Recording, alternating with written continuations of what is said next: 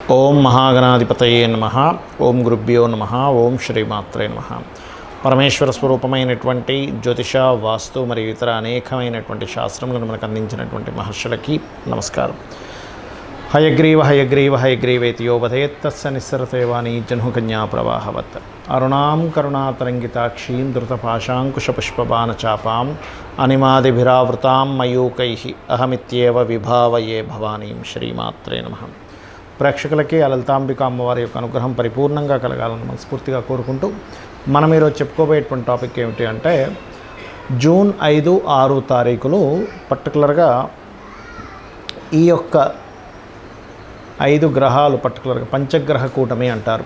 అంటే గురువు, శుక్రుడు, రవి, బుధ, చంద్రుడు. చంద్రుడు ఆ 5, 6 తారీఖులు వృషభంలో ఉన్నందుకు 5 గ్రహాలు అవుతున్నాయి. దాని తర్వాత 7వ తేదీ నుంచి చంద్రుడు ఎప్పుడైతే జరిగిపోతాడో 4 గ్రహాలు ఉంటాయి. అవి కొద్ది కాలం ఒక 10-12 రోజుల్లో మళ్ళీ అవి కూడా డిస్పస్ అంటే ఎక్కడికక్కడ అట్లా విడిపోవడం జరుగుతూ ఉంటుంది. 15వ తేదీకి రవి మారిపోవడము అలా మారడం అనేది జరుగుతుంది. అయితే ఈ పంచగ్రహ కూటమి జరగడం ఒక ఎత్తు అయితే కుజుడు తన ఓన్ హౌస్లోని, శని తన ఓన్ హౌస్లో ఉంటున్నారు. అయితే చాలామంది ఏంటంటే ఈ పంచగ్రహ కూటమి వల్ల ఏదో విపత్తు రాబోతుంది, పంచగ్రహ కూటమి వల్ల ఏదో జరుగుతుందేమో, 12 రాసుల వారికి అలా అవుతుంది ఇలా అవుతుంది అనుకుంటున్నారు. కానీ నేను చెప్పేది ఒకటే, ఇది పంచగ్రహ కూటమి వల్ల కాదు. ఏదైనా అంటే యుద్ధ సంబంధించినవి ఏవైనా సరే వచ్చినా కూడా మనకి ఈ సంవత్సరం మొదలవడమే క్రోధినామ సంవత్సరము అనేది. అంటే గొడవలు, క్రోధము, గొడవలు, ఒకరి మీద ఒక ద్వేషాలు, వీటి వల్ల సంభవిస్తున్నటువంటి అంశం. కాబట్టి ఇది సంవత్సరం, తెలుగు సంవత్సరంకి వచ్చినటువంటి నామముకున్నటువంటి సంబంధం ఒకటి. కుజుడు తన ఓన్ హౌస్లో ఉంటున్నాడు, ఫైరీ సైన్ అంటారు. అంటే గొడవలకి కారక స్థాన సంబంధంగా అక్కడ ఓన్ హౌస్లో ఉన్నాడు. శని తన ఓన్ హౌస్లో ఉండి శని యొక్క దృష్టి కుజుడి మీద ఉంది. అలా ఎప్పుడైతే శని యొక్క దృష్టి కుజుడి మీద ఉండి కుజుడు అలా ఉన్నాడో అది మెయిన్గా కారణమవుతూ ఉంటుంది. మరి ఇది 12 రాసుల వారికి ఏ విషయాల్లో జాగ్రత్తగా ఉండాలి, 12 లగ్నం ఆ రాశి వారికి ఏ విషయాల్లో బాగుంటుంది అనేటువంటి విషయాలు ఇప్పుడు మనం తెలుసుకుందాం. కుంభలగ్నము, కుంభరాశి. మీకు ఈ పంచగ్రహ కూటమి 5, 6 తేదీలు ఈ 4వ స్థానంలో స్థితి పొందుతున్నాయి ఈ గ్రహాలు. ఈ 5, 6 తేదీల తర్వాత 7వ తేదీ నుంచి ఒక 15వ తేదీ లోపల మళ్ళీ ఇవి డిస్పస్ అవుతూ ఉంటాయి. 15, 16 తేదీల నుంచి మళ్ళీ మార్పు వచ్చేస్తాయి. అప్పటి వరకు ఇది పంచగ్రహ కూటమి 5, 6 తేదీల్లో ఉంటే దాని తర్వాత 4 గ్రహాలు అలా కలిసి ఉంటాయి. అయితే దీని ప్రభావం దేని మీద ఉంది మీకు? కుంభం వారు కాస్త సంతానము, ప్రేమ వ్యవహారాల విషయంలో బాగుండాలి. కాకపోతే ప్రాపర్టీసు, విద్యా విషయంలో చాలా బాగుంది. అదేవిధంగా కుంభం వారికి ఇన్వెస్ట్మెంట్స్కి కూడా ఈ పంచగ్రహ కూటమి మంచిదే. కాకపోతే సంతానము, తండ్రి గారి ఆరోగ్య సంబంధించిన విషయంలోని, మనీ మ్యాటర్స్ విషయంలోని, వ్యాపారాల లాభాలకు సంబంధించిన విషయాల్లోని కాస్త చూసి అడుగు వేయాలి అనేటువంటిది ఈ పంచగ్రహ కూటమి చాలా స్పష్టంగా చెప్తుంది. మరి రాశిలో శని సంచారం ఏలినాటి శని నడుస్తుంది. 3లో కమ్యూనికేషన్ హౌస్లో కుజుడు ఉన్నాడు. ఇది కమ్యూనికేషన్ హౌస్లో కుజుడు ఉన్నందుకు కుంభలగ్నం వారికి సిబ్లింగ్స్తో అకారణంగా గొడవను దారితీస్తుంది.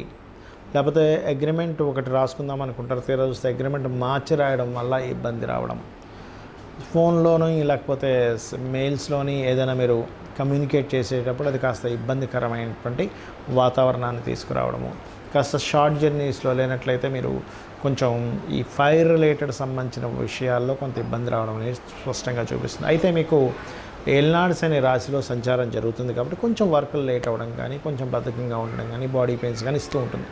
దీని నుంచి మీరు బయటపడాలి అంటే కాలభైరవ అష్టకం చేసుకోండి. అదేవిధంగా కాలభైరవ అష్టకంతో పాటు మీరు సుబ్రహ్మణ్యేశ్వర స్వామి ఆరాధన చేసుకోవడము ఇవి చేయండి. అయితే ఈ సమయంలో చతుర్థంలో అధిక గ్రహాలు ఉన్నందుకు ఇంట్లో ఇంటీరియర్స్ చేయించుకోవడం కానీ, ఏదైనా కొత్త ప్రాపర్టీస్ పొందడం కానీ ఇలాంటివి జరుగుతాయి. కాకపోతే కంబస్ట్లో ఉన్నాడు కాబట్టి శుక్రుడు కాస్త మీరు ఏదైనా వాహనము, గృహము కొనుగోలు చేసేటప్పుడు కాస్త కంప్లీట్ ఆ డీటెయిల్స్ ఎలా ఉన్నాయో తెలుసుకొని కొనుగోలు చేయండి. అన్ని విధాలా బాగుంటుంది. మనకి ఈ పంచగ్రహ కూటమి కానివ్వండి, శని మరియు కుజుడు ఒకే రాశిలో ఉన్న అంటే తన స్వక్షేత్రాల్లో ఉండే వీక్షణ కానివ్వండి, ఇట్లాంటి వాటి వల్ల మనకి గోచారంలో అనేకమైన మార్పులు, అది ప్రజల మీద పడేటువంటి ఎఫెక్ట్ లేదా దేశాల మీద పడేటువంటి ఎఫెక్ట్ ఎలా ఉన్నా కూడా శాస్త్రం మనకేం చెప్తుంది అనేటువంటి చాలా ముఖ్యమైన అంశం. మనము గనక అమ్మవారిని నమ్ముకొని ఉన్నట్లయితే చంటి పిల్లవాడు తల్లి యొక్క ఒళ్ళో ఉన్నప్పుడు తల్లే పూర్తిగా ఎలా అయితే తను చూసుకుంటుందో యాజ్ ఇట్ ఈజ్ అదే విధంగా అమ్మవారు కూడా మనల్ని చూసుకుంటుంది. దానికి మనం ఏమీ కంగారు పడక్కర్లేదు. చిన్నపిల్లడు చూడండి, నాకు అమ్మ డ్రెస్ మారుస్తుందా లేదానో, ఈ టైంకి నాకు పాలు పెడుతుందా లేదా, లేకపోతే అన్నం తినిపిస్తుందా లేదా అని ఆలోచించాల్సిన పని లేదు. తల్లి సెల్ఫ్గా చూసుకుంటుంది. నిద్రపోతూ కూడా చిన్న శబ్దమైనా గబుక్కుని నిద్రలేస్తుంది. అలాగే అమ్మవారు కూడా మనం చూసుకుంటుంది. అయితే ఇక్కడ మనం చేయవలసింది ఏమిటి? ఎందుకంటే చాలామంది ఏమోనండి ఈ పంచగ్రహ కూటం వల్ల ఇలా అవుతుందేమో, ఫలానా ఇదైపోతుందేమో, నా జీవితం ఏమైపోతుందేమో చాలామంది నాకు మెసేజ్లు చేస్తున్నారు. నేను చెప్పేది ఒకటే, మీకు గనక ఎక్కువగా ప్రాబ్లమ్స్ ఉన్నాయి, మీరు ప్రాణాయామం చేస్తూ ఇలా లలితా సహస్రనామాస్ ప్లే చేసుకొని ఫస్ట్ కుడి నోస్ట్రల్ మూసి ఎడమ దాంతో లాక్కోవాలి. ఇప్పుడు లలితా సహస్రనామాలు యూట్యూబ్లో పెట్టుకొని శ్రీమాత, శ్రీ మహారాజ్ని, శ్రీమత్ సింహాసనేశ్వరి అయింది, లాక్కున్నారు, క్లోజ్ చేశారు. చిదగ్నికుండ సంభూత దేవకార్య సముద్యత అయిపోయింది. దాని తర్వాత వదులుతున్నారు మళ్ళీ.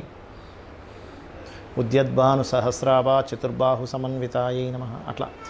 అలా ఎప్పుడైతే తీసుకోవడం ఈ ప్రాణాయామం చేస్తారో, ఎవరైతే రెగ్యులర్గా లలితా సహస్రనామాలతో ప్రాణాయామం చేస్తారో వాళ్ళకి పొరపాటున కూడా గ్రహాల యొక్క ప్రభావం ఉండదు.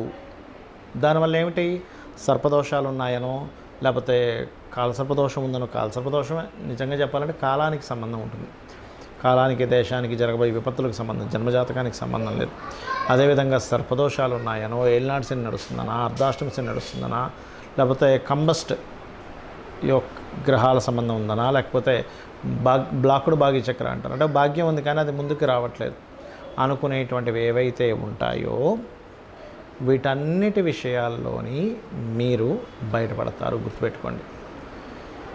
అయితే ఇందులో కొంతమందికి ఉద్యోగాలు ఉండవు. ఏమంటే ఇవన్నీ కాదు, నాకు అసలు జాబ్ లేదు. నేను చెప్పేది ఒకటే, ఓం మాణిక్య మకుటాకార జానద్వయ విరాజితాయ నమః. ఇది ఎక్కువగా చేసుకోండి, జాబ్ మీకు ఖచ్చితంగా ఉంటుంది. అందరికంటే అంటే ఎక్కువ సమస్యలు ప్రపంచంలో జరుగుతున్నవి ఏమిటంటే అప్పులు, ఖర్చులేమో పెరిగిపోతూ ఉన్నాయి. ఒక పక్కేమో మనకి ఖర్చులు ఆగలేని పరిస్థితి, అప్పు చేసి మనం ఆ ఖర్చు చేయాల్సి వస్తుంది. కుటుంబం కోసమనో, సెల్ఫ్, రకరకాల ఒక లోన్ తీసుకోవడం. మనం ఈ అప్పులు తగ్గాలి అంటే మనకి శాలరీస్ పెరగాలి, లేదా మన ఆదాయం పెరగాలి. అందుకని మీరు ఏం చేస్తారంటే ఓం అపర్ణాయై నమః భక్తి శ్రద్ధలతో మీరేంటంటే ఒక అమ్మవారిని పిలుస్తున్నారు. అపర్ణ అనేటువంటి నామం అమ్మవారి నామాల్లో. అలా పిలుస్తున్నప్పుడు ఆ నామంతో పిలిచేటప్పుడు అక్కడి నుంచి వచ్చే పరిస్థితి అలా ఉంటుంది. అంటే ఎలా అంటే చూడండి, మీరు ఒక వ్యక్తిని అతని యొక్క టాలెంట్తో పిలుస్తున్నారనుకోండి, వెరీ హ్యాపీ. అలా కాకుండా అతనిలో ఉండేటువంటి ఒక లోపంతో పిలుస్తున్నారనుకోండి, అతను ఎట్లా అయితే అంటే మన మీద చూపించే రియాక్షన్ ఎలా ఉంటుందంటే అవతల వాళ్ళు ఏదో సంథింగ్ అతనిలో ఏదో లోపం ఉంది, రియాక్షన్ వేరుగా ఉంటుంది. అతన్ని కీర్తిస్తూ ఒక మాట చెప్పారు, రియాక్షన్ వేరుగా ఉంటుంది. అలాగే ఈ విశ్వం మొత్తం నిండి ఉన్నటువంటి అమ్మవారి నామాలన్నీ కూడా అమ్మవారి యొక్క శక్తిని ఆవిష్కరించేది, అమ్మవారి గురించి తెలిపేది. కాబట్టి అమ్మవారి యొక్క సహస్రనామాల్లో లలితా సహస్రనామాలు అంటారు. అందుకే సహస్ర రహస్యనామాలు. ఎందుకు రహస్యనామాలు అంటే అవి అపౌరుషములు, ఎవరో రచించినటువంటివి కాదు. ఒకటే గుర్తుపెట్టుకోండి, అవి వసిన్యాది వాగ్దేవతలు అమ్మవారిలో నుంచి తెల్లటి కిరణాలుగా బయటికి వచ్చినప్పుడు ఆ యొక్క నిండు సభలో చెప్పినటువంటివి. కాబట్టి ఓం అపర్ణాయ నమః అప్పులు తీరుస్తుంది. అదేవిధంగా ఓం సంపత్కరీ సమారూఢ సింధుర వ్రజ సేవితాయ నమః చేస్తూ ఉండండి. అంటే ఈ ప్లానటరీ పొజిషన్స్ వల్ల మరి కొంతమంది ఏమండి ఇప్పుడు విదేశాలకు వెళ్ళొచ్చా వెళ్ళకూడదా అని కూడా అడుగుతూ ఉన్నారు. నేను చెప్పేది ఒకటే, మీ యొక్క జన్మజాతకంలో కనుక 12వ స్థానం బాగా పాడైంది, ఇప్పుడు గోచారంలో కూడా 12వ స్థానం పాడయ్యే దశలు నడుస్తున్నాయి, అప్పుడు మాత్రం విదేశాలకు వెళ్ళడం వల్ల ఇబ్బంది ఉంటుంది. అది లేదు, ఏ ఇబ్బంది ఉండదు. మీకు ప్రపంచవ్యాప్తంగా ఎన్ని మార్పులు జరుగుతున్నా అక్కడికి వెళ్ళిన వారు వెళ్తూ ఉంటారు, చక్కగా వాళ్ళ యొక్క లైఫ్ స్టైల్ని కొనసాగిస్తూ ఉంటారు విదేశాల్లో. ఎందుకంటే విదేశాల్లో జనాలు ఉండరా, చాలామంది ఏంటంటే ఏమో అక్కడికి వెళ్తే ఇరుక్కుపోతామేమో, ఏదో అయిపోతుందేమో. బయట దేశాల్లో కూడా కొన్ని కోట్ల మంది ప్రజలు బ్రతుకుతున్నారు, ఇది మనం అర్థం చేసుకోవాలి. అంతేగాని అక్కడికి వెళ్ళి ఏదో అయిపోతుందేమో, ఇక్కడికి వెళ్తే ఏదో అయిపోతుందో భయంలో బ్రతకకండి. కాలంలో గ్రహాలు మారుతూ ఉంటాయి. పంచగ్రహ కూటములు వస్తూ ఉంటుంది, షడ్గ్రహ కూటం వస్తూ ఉంటుంది, సప్తగ్రహ కూటములు కూడా వచ్చాయి గతంలో. అలా వచ్చిన ప్రతిసారి ఏదో విపత్తు జరగాలని రూల్ లేదు. కాకపోతే ఏంటంటే ఎప్పుడైతే పాపగ్రహాలు తన ఓన్ హౌజెస్లో ఉండి వీక్షణలు ఉంటాయో, ఈ వీక్షణల వల్ల ప్రకృతిలో కొన్ని మార్పులు వస్తూ ఉంటాయి. ప్రకృతిలో కొంత ఈ క్రోధినామ సంవత్సరం వల్ల కొంత గొడవలు అవి జరగడం కానీ ఇట్లాంటివి కాస్త పెరుగుతూ ఉంటాయి. అదిగాక మనకి ఎలక్షన్స్ అయిపోయిన తర్వాత వచ్చేటువంటి కాంబినేషన్స్ ఇవన్నీ కూడా. మరొకటి ఏంటంటే ఓన్ హౌస్లోకి కుజుడు కూడా ఓన్ హౌస్లో ఫైరీ సైన్లో ఉన్నాడు. ఫైరీ సైన్లో ఉన్నటువంటి ప్రభావం వల్ల ఇట్లా జరుగుతుంది. సో మీరందరూ కూడా మీకు దగ్గరలో గోశాల ఉన్నట్లయితే గోవులకి బెల్లము, క్యారెట్స్ తినిపిస్తూ ఉండండి. అన్ని విధాలా మీకు బాగుంటుంది. శ్రీమాత్రే నమః.